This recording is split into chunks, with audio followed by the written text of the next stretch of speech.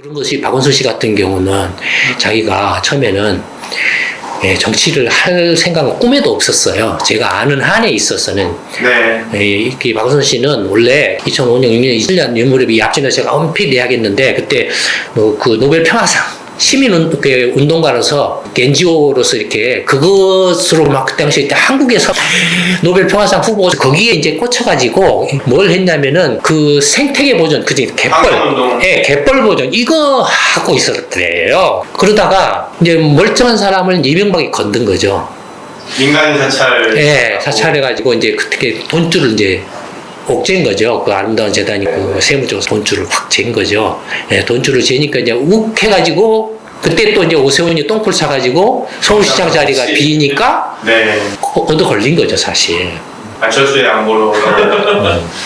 그러니까 전혀 그런 생각이 없다가 이게 느닷없이 그렇게 된 거예요. 되고 나서 점점 이게 이제 되니까 어떻을 것 같아요? 폭발 바람이 들어갔을 것 같은데요? 바람 누가 넣었을까요? 주변 사람들이 넣었을 거예요. 세력들이. 그 문재인 비서실장으로 간 사람이 뭐 그런 저런 사람들이 원래 박원순 거기 있었잖아요. 그러니까 그쪽에서 이제 막 이렇게 다음은 당신이야 뭐 이런 식으로 했을 거 아니에요. 서울시장 하면서 했던 것 중 하나가 그 뭐 희망제작소다 무슨 NGO다 시민단체나 이런 것들을 다 서울시 밥그릇으로 만들어놨어요. 지금 그 사람들이 밥그릇이 다 날아간 거예요. 사실 박원순 씨가 죽으면서 날아간 거예요. 그러니까 이 사람들이 그 밥그릇을 안 놓치려면 어떤 행태를 보여야 되나요? 박원순을 미화할. 그래야 돼요. 그거예요 지금. 그러니까 박원순 씨는 본인은 이미 떠밀린 거예요. 서울시장부터 시작해서 대통령 되네 마네 하는 것까지 떠밀린 거예요. 이 사람이 대통령 된다라고 나온 행태를 보면은 거의 적극성이 없어요. 떠밀렸어요. 2017년 민주당 대선 후보 지원을 했었잖아요. 근데 그때 박원순 씨가 문재인 당시 후보를 엄청나게 비판을 많이 했다가 어마어마한 역풍에 되치기를 당해가지고 되게 어이없이 후보에서 물러났거든요. 지지율 자체도 굉장히 낮았고 그다음에 적극성도 없었고 그걸 이제 주위 그런 세력들이 밥그릇을 이제 만들어 놨는데 그래서 그 무슨 밑에 공식적 비공식적 직간접적인 무슨 연구소원의 연구원이네 뭐네 하는 것들이 우후죽순처럼 막 생겨나고 그거 관련해서 또 이제 온갖 그 이권 비리 사업이나 이런 것들이 다 얽혀 있잖아요. 그런 것들을 박원순 씨 개인이 제가 볼 때는 감당을 못했던 거죠. 그러니까 어중쩡한 상태였던 걸로 보여져요. 공중풍 떠있는 상태였다. 그래서 이 정신분열증이 진행이 되었지 않느냐라고 보여진다라는 거예요. 감당을 못한 상태에서 주위에서 자기 대통령은 이렇게 하고 캠프 막 이렇게 하는데 자기가 생각하는 자기 현실과 주위에서 말하는 이상간의 괴리가 너무 컸던 거예요. 제가 추측컨대. 거기에서 이제 정신분열적인 현상이 일어난 거예요. 일어나니까 그걸 자꾸 이제 도망가고 싶은데 못 도망가요. 물려가지고 붙잡혀가지고 못 도망가니까 자꾸 안으로 이제 자기 안으로 이렇게 숨어드는 거예요. 자기 안으로 숨어드는 게 이제 부하 직원 이렇게 그런 거죠. 그게 이미 그런 정신분열적인 증상이 나타났기 때문에 이게 문제가 심각하고 이게 정상적이지 못하는 것 자체를 판단 능력이 이미 잃어버린 거예요. 제 나름대로 추측해보건데 그 외에는 어떻게 지금 이런 정신분열적인 그 행태를 설명할 이해할 방법이 없어요. 길이 없어요. 그 다음에 이 사람뿐만이 아니라 그렇게 집단으로 이렇게 그 괴리가 일어나는 게 갈라져요. 진영으로. 이른바 진보 진영이라는 쪽하고 보수 진영이라는 쪽하고 되게 이제 진보 진영의 경우에는 주로 가치, 정의, 민주주의 이런 어떤 이데올로기를 인권 반일 보수는 그런 거 가지고 없어요. 이익이에요. 이익이에요. 그러니까 대체로 보면은 경제적으로 보면은 진보 쪽은 헉헉거리거나 힘들거나 그저 그래요. 보수 쪽은 이익을 우선시하기 때문에 형편이 되거나 돈이 있거나 이런 집단이에요. 돈만 되면은 무슨 정의가 진보가 무슨 보수가 민주주의가 뭐 나발은 관계없어요. 돈만 되면 되는 거예요. 그러다 보니 이게 갈수록 이제 힘들어지면 어떤 상황이 벌어지겠어요. 양쪽 다 문제가 돼요. 진보 진영이라고 하는 쪽은 힘들어지면 어떤 형태를 보이냐면 자기 이상이나 기대치는 아까 말했던 잘 먹고 잘 사고 나도 부자가 되고 싶고 나도 사업에서 성공하고 싶고 나도 국회의원이고 대통령 한 자리 해먹고 싶어요. 자기가 진보고 정의고 뭐 이렇게 민주주의고 어떤 뭐 이렇게 뭐 이런 걸 떠드는데 저놈 보면은 나하고 저놈하고 뭐가 달라? 나도 똑똑해. 글질하는 거 보면 내가 훨씬 글질 잘해.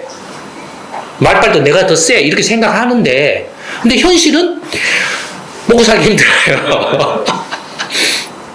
그래서 떠든 게 뭐냐면은 보편적 복지, 기본소득 뭐 이런 걸 떠들어요. 진보가.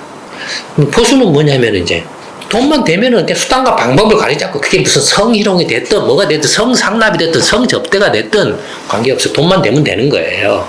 그 다음에 그 돈과 권력을 잡기 위해서는 우리가 나비가 이런 거예요. 수단과 방법 관계없어요. 좋게 말하면 실리적이고 나쁘게 말하면 완전히 개차반이고 뭐 이런 거죠. 진흙탕이죠 완전히. 뭐. 근데 연령대별로도 그래도 대체적으로 지금 이렇게 부를 축적한 계층은 없고 이제 연령대가 높은 계층이죠. 상대적으로 이제 연령대가 낮은 계층이 이제 일반 진보라고 하는 쪽에 돼 있고 괴리가 있는 거예요 지금. 근데 현실은 어떻습니까 지금? 글로벌 환경 속에서 계속 힘들어지잖아요. 이 이상과 현실 간의 기대치와 뭐 현실 간의 괴리가 멀어지고 있잖아요. 괴리가 커지고 있잖아요. 그러면은 한국 사회 전체로 집단으로 괴리가 커지면 커질수록 정신분열적 증세가 또 심화되겠죠. 그래서 아까 말한 자살도 뭐, 결혼도 안 하고 얘도 안 낳고 다 불안한 거예요. 내가 이렇게 스펙 쌓고 했지만 내가 유학 갔다 왔는데 유학을 가더라도 내가 이렇게 취업이 될까? 이렇게 안 되면 어떻게 하지? 밤잠을 못 자는 거예요. 임계치를 넘어서 버리면 이상한 행동을 해요. 현실을 외면해요. 그러니까 괴리가 커지면 커질수록 어떻게 하냐면은 아프고 고통스럽고 쓰라는 현실을 외면을 해요. 안 봐요. 두려우니까, 겁이 나니까. 제가 자꾸 그런 말 했잖아요. 현실을 안 본다고. 안 봐요. 그리고 자꾸 헛것을 봐요. 헛것을 생각을 해요. 근데 본인은 그걸 몰라요. 그 집단은 그걸 못 느껴요. 그러니까 조국 사태 때부터 사실은 이렇게 따져놓고 보면 그 이전부터 이미 이런 증상들이 있었는데 그때는 이렇게 충격적인 형태로 안 드러났을 뿐이지. 빈가빈가 했었죠. 예. 조국 사태 때부터 이제 이미 확연하게 이제 어떤 집단의 정신분열적 증세가 이렇게 명백하게 이제 드러나고 있는 거예요, 지금. 한국 사회 전체가. 그러니까 박원순 씨 그렇게 자살한 이후로 이렇게 갈라지는 것도 그런 거죠. 그러니까 이미 한국 사회 자체가 심각한 정신분열증에 걸려있다. 현실과 이상 간의 괴리가 너무 커져버렸고 이상을 쫓아서 엄청나게 노력하고 투자하고 해왔는데 이게 현실에서는 그게 보답이 안 되니까 보상이 안 되니까 이제 그런 쪽으로 쫓아서 가지만 내가 불안하고 막 무섭고 두렵고 잠이 안 오고 고시원에 그냥 막 5년이고 10년이고 처박혀 있다. 공무원 시험 본다고 대기업 취직한다고 공기업 취직한다고 40대 50대 돼서 이제 명퇴다 뭐다 잘려서 다들 그냥 붕 떠버리는 거지. 지금 사회 전체가 정신적으로 그냥 다 이렇게 이상해져 버려. 근데 이상해져 버렸는데 그걸 이상하다고 못 느껴요. 그럼 지금 그게 지금 이른바 이렇게 빠돌이 문화. 자기가 좋게 말하면 정신분열이고 이게 나쁘게 말하면 미친 거고 그걸 못 느껴요 자기가. 지금 박원순 씨 그 사건 이후로 이렇게 극단적으로 이렇게 갈려서 이렇게 박원순 씨를 이렇게 옹호하고 미화하는 그런 행태를 보는 민주당 전체가 이미 그런 정신분열적인 증세가 심각한 상황이라는 거예요. 내로남불이 극단적으로 드러나는 모습이요? 네. 이미 그런 상황이라는 거. 그러면 통합당이라고 안 그러잖아요. 똑같다 이거죠. 그러니까 이건 정치적인 어떤 입장에서 누구를 공격하거나 비난하거나 이런 게 아니고 한국 사회 구조 전체를 정신 분석적인 입장에서 제 나름대로의 어떤 입장에서 이렇게 분석을 해봤을 때 그렇다라는 거예요. 근데 이게 저는 개인적으로 그렇게 생각하면서 상당히 설득력이 있다고 생각을 해요. 근데 이제 의문이 드는 게요. 사실 뭐 경쟁이 이렇게 심화되고 양극화가 이렇게 심화되고 하는 그런 문제들은 사실 글로벌한 문제잖아요, 현재. 네. 근데 우리나라에서만 유독 더 그런 게 두드러지는 이유가 뭔지. 그게 이제 그 글로벌 경쟁에서 밀려서 많은 사람들의 어떤 기대치나 이상치인 어떤 좋은 일자리 이런 것들을 계속 이렇게 만들어서 제공을 해줘야 되는데 그걸 못 하고 있다라는 게 첫 번째 문제고, 그러니까 그게 밀리고 있는데 그 밀리고 있다라는 것 자체를 지금 제대로 인식을 못 하고 헛발질을 하고 있는 거죠. 소득주도 성장이야, 창조 경제야, 녹색 경제야 라는 그런 슬로건만 내 던지고 있어. 그래서 뭔가 그런 걸 이렇게 던지면 이렇게 뭔가 문제가 해결되는 걸로 착각을 하고 있다는, 마치 그런 게 정책이고 그런 게 문제를 해결하는 방법이라고 착각을 하고 있다라는 거죠. 첫째는 이제 그거고, 둘째는 방금 말한 것처럼 그 문제를 해결하는 문제인식이 잘못되다 보니 그 문제를 해결하는 방법도 엉망이어서 제대로 된 어떤 목표치나 이상이나 기대치를 실현할 수 있는 그런 길을 이렇게 넓혀주지 못하고 오히려 그 길을 그냥 틀어 막아버리는, 자충수 내지는 스스로 막다른 골목으로 몰리는 그런 것들 때문에, 그런 문제들을 해결하지 않으면 이 정신분열적인 그런 증세는 갈수록 더 심해질 거예요. 저 사람들이 뭐 진영 논리고 이야기를 뭐 맨날 해봐야 결국에는 사람들이 그 이상과 현실 간의 가장 괴리의 가장 결정적인 요인은 경제적인 문제. 그러니까 경제적인 문제가 가장 결정적인 문제이기 때문에 지금 민주당과 문재인 정권에서 이른바 386인가 586의 그 실세라고 하는 작자들의 모든 행태가 다 경제적 비리하고 비리 문제죠. 네. 자식 뭐 문제 유학이라든지. 박원순 씨 같은 경우 생각을 해보세요. 빚이 뭐 이렇게 몇 억이 있다고 하는 사람이, 무주택자로 살아왔던 사람이 어떻게 강남에 그 막 6, 7억짜리 전세를 사냐 이거예요. 운동권이었는데 그 저쪽 통합당 쪽이나 새누리당 쪽에 똥볼 사니까 뭔가 기회가 오는데 그때 내가 뭘 제일 먼저 해야 되지? 라고 생각할 때 뭐 어떻게 생각을 했을 것 같아, 이 사람들이. 내가 대통령이 되고 국회의원이 되고 장관이 되고 뭐가 실세를 비서실장이 되고 뭐가 됐을 때 내가 어떻게 해야 되지? 라고 제일 먼저 생각을 뭐였을까? 한몫 챙겨야겠다. 그거죠. 경제적 문제인 거예요. 예, 그걸로 지금 힘들게 버텨온 건데, 그렇게 힘들게 해온 건데, 그러니까 이제 다른 이제 같은 편이거나 이런 쪽에서 그나마 온전하다고 생각하는 사람들이 볼 때는 더 이놈들이 나쁜 놈이라고 보이는 거예요. 그런 행태가. 그러니까 이 사람들일수록 현실과 자기의 어떤 자기 개인의 이상이나 목표, 기대치하고 괴리가 컸던 거예요. 컸기 때문에 한 자리 하는 순간 수단과 방법을 가리지 않고 챙기는 거예요. 그게 들통이 나니까 힘으로 눌러버리는 거예요. 그러니까 이렇게 온전한 사람들이 볼 때는 이게 정말로 악질적인 걸로 보죠. 더 악질적인 걸로 보죠. 근데 이 사람들이 악질적인 게 아니라 정신병자들. 박원순 씨처럼 장기간에 걸쳐서 그런 성추행을 해왔음에도 불구하고 본인이 그런 의식 자체가 없었다라는 게 심각한 정신병이잖아. 조국 사태를 봐도 그 전부터 부도덕한 입시 부정이네 무슨 비리네 이런 것들에 대해서 문제의식 자체가 없고, 오히려 이제 권력을 잡은 후에 그걸 오히려 더 그냥 대놓고, 그래서 네가 나를 어떻게 할 건데, 그래 네 한번 해봐, 나도 할 거야 라고 해서 다 갖다가 밀어붙여버린다 이거예요. 아주 심각한 정신분열 증세죠, 이런 것들이. 정신병자들이 지금 정권을 잡고 있군요. 네. 그럼 어떻게 해야 되죠? 이제 문제는, 마지막의 문제는 이쪽도 정신병자, 저쪽도 정신병자. 민주당이네, 정의당이네, 뭐 통합당이네 다 제정신이 아니에요. 어떻게 해야 됩니까? 깜짝 놀라야죠. 그냥 우스갯소리로, 북한의 김정은도 30대인데,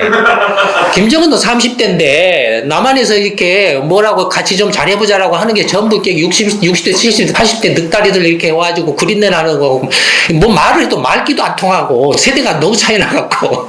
제가 또 생각할 때, 동양권, 한국, 일본, 중국과 유럽이나 미국을 이제 비교해 봤을 때, 지금은 이제 중국이나 이런 한국이 뭐 겉으로 보기에는 이제 조금 성장을 해서 뭔가 힘께나 쓸 것처럼 보이지만, 일본, 한국, 중국은 이것이 거의 꼭지점이에요. 현재가요? 예. 일본은 이제 내리막길을 걷고 있고, 중국도 꼭지점이고, 한국도 꼭지점이고, 내리막길로 이제 접어들 상황으로 이렇게 보여져요. 유럽이나 미국을 이기기가 힘들 거예요. 왜냐하면, 비록 이제 유럽 같은 경우 우리도 비판을 많이 하잖아요. 보고서에서 유럽 경제가 망가지고 있고 저쪽을 하지만, 그럼에도 불구하고 유럽이 가망이 있는 게 뭐냐면, 유럽이 저렇게 경제적으로 뭐 여러 가지 뭐 문제가 있거나 시행착오를 겪고 있거나 하고 있음에도 불구하고, 그럼에도 불구하고 가망이 있는 게, 이 한국이나 일본이나 중국에 비해서 훨씬 가망이 있는 게, 정치권이 젊어요. 30대, 40대 지도자들이 나와요, 지금. 네. 세상의 변화에 맞춰서 나와요. 그나마 이제 메르켈 같은 사람도 옛날 젊었을 때 하도 장기 그렇죠. 총리를 하다 보니까 이제 늙어버린 거지만, 젊었을 때 총리를 했거든요. 한국이 그나마 지금 이런 왼쪽 오른쪽 뭐 진보네 보수네 뭐네 뭐 민주당이네 통합당이네 뭐네 이렇게 하는데 그나마 한국이 이 지점에서 무너지지 않고 가라앉지 않고 망가지지 않고 그나마 이렇게 좀 버티고 유지할 수 있으려면 빨리 정치권 세대 교체를 해야 돼요. 물갈이를. 30대, 40대로 물갈이를 해야 돼요. 그래서 물갈이를 해서 빨리 이런 현실과 이상 간의 괴리를 좁혀야 돼요. 근데 한국은 어느 정도로 이게 정신분열적이 심하냐면 그런 지경이니 이게 대책이 없어요. 지금 유일한 지금 돌파구는 그것뿐이라고 생각을 해요. 유럽은 희망이 그나마 가망이 있다고 생각을 해요. 저는 그런 점에서 좀 길었지만 이 정도로 하죠. 네, 그러면 오늘 동영상 촬영은 이걸로 마치도록 하겠습니다.